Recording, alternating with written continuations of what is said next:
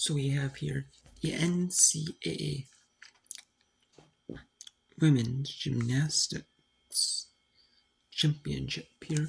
The bracket has been announced for the women's gymnastics championship, and they already started their matches today. Their meets, you call it.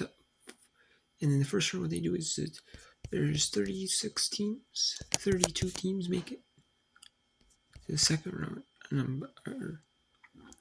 I should say 28. Then the bottom 8 teams, 29 to 36. They have to match up in the first round in a dual meet, in a dual competition. And then, which is based off like seeding, is based off scores. So the highest score that you had throughout this in the season as a team gets you to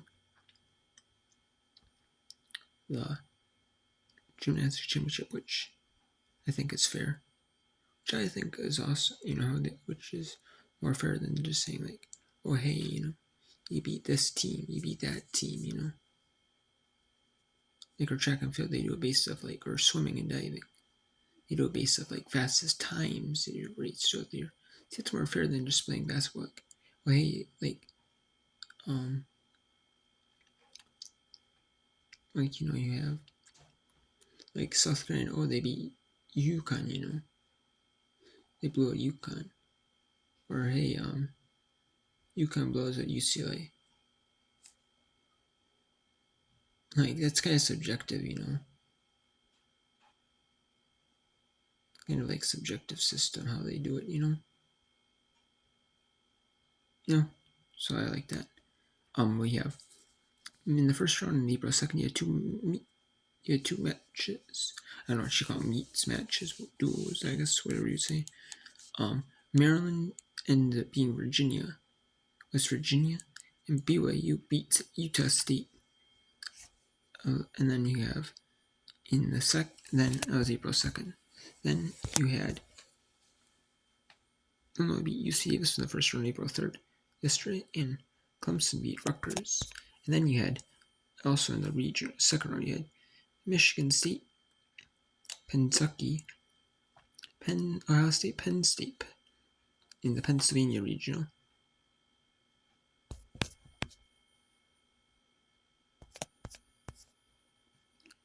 And Michigan State, Kentucky, the 2C teams advanced. And then they had LSU, number 1 LSU, 16 Arkansas, Michigan, Maryland, LSU, and Arkansas advanced. And then you had UCLA, Minnesota, Southern Utah, Boise State in the Utah regional. And UCLA, Minnesota, Southern Utah, Boise State. And if you're the host, one of the host teams, one of the areas that gets picked to be a host this year, you get a host at home, which I think is awesome. And then UCLA, number 5 seed, number 12 seed, Minnesota advance. And then you had number 4 seed Utah advance at home. And Stanford gets beat by Denver. Denver ties with Utah.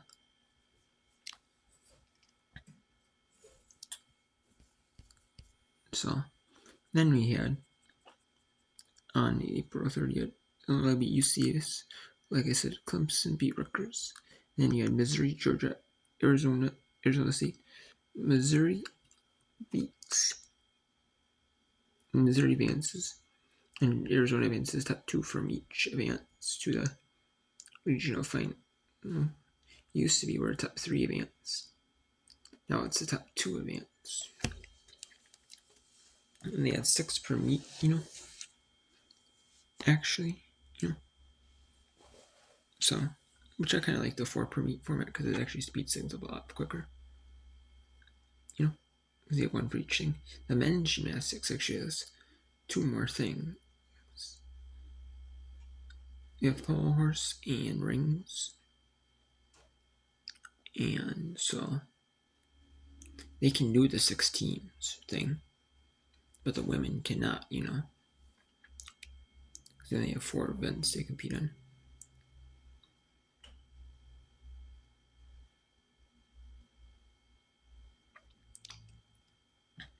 And then they have, so Ms. Georgia made some mistakes, and Arizona capitalized off them. And Missouri and Arizona advanced in the first session in the Washington region in the second round. Then you had Oklahoma and Auburn advance over Nebraska and Illinois just recently in the Washington region. Then you had California and Alabama advance in the Tuscaloosa region and the Alabama region. Alabama is host, and California and Alabama were North Carolina, Iowa, and then Florida and Oregon State beat NC State and Clemson. So you had 14 out of the 16 seeded teams advance top 16. Top 16 teams get seeded. And then essentially,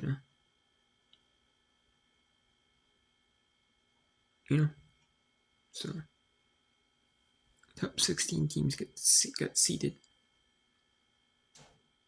And 14 of the top 16 teams, that's the teams, they base off highest scores. So like number 1 seed LSU had the 186.115, and Arkansas 187.055 for their score, highest score of the season. So Georgia, who had the 10th highest score. Any team's highest score. Just counting the highest, just looking at the highest meet score of 3 teams, 4 teams, 14 meets, 5 team meets, however many meet. It doesn't matter if you just one team against one team, 4 teams, 3 teams, 5, 6. Doesn't matter, Georgia with the 10th high score, 187.210. Day of the fall. And then Denver ties Utah, which is, especially when it's at Utah's, the event that the session that Utah was in, tying them, especially when they're at home in the meeting. So you had Penn State, the Pennsylvania Regional at University Park. You had Salt Lake Regional.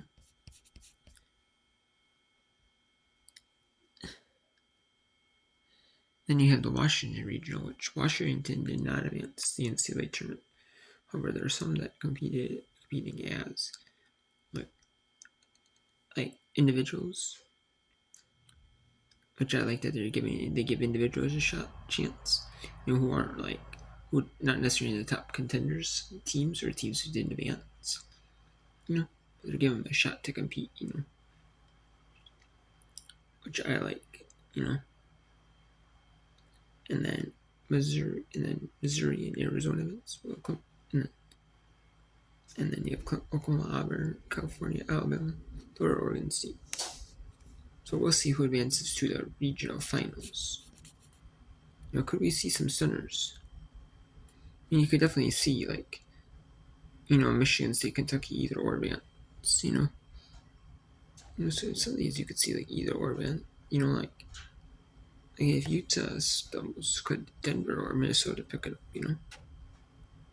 It's gonna be very interesting. Because if one team stumbles, like Stanford stumbled, so we'll see who advances if one team stumbles.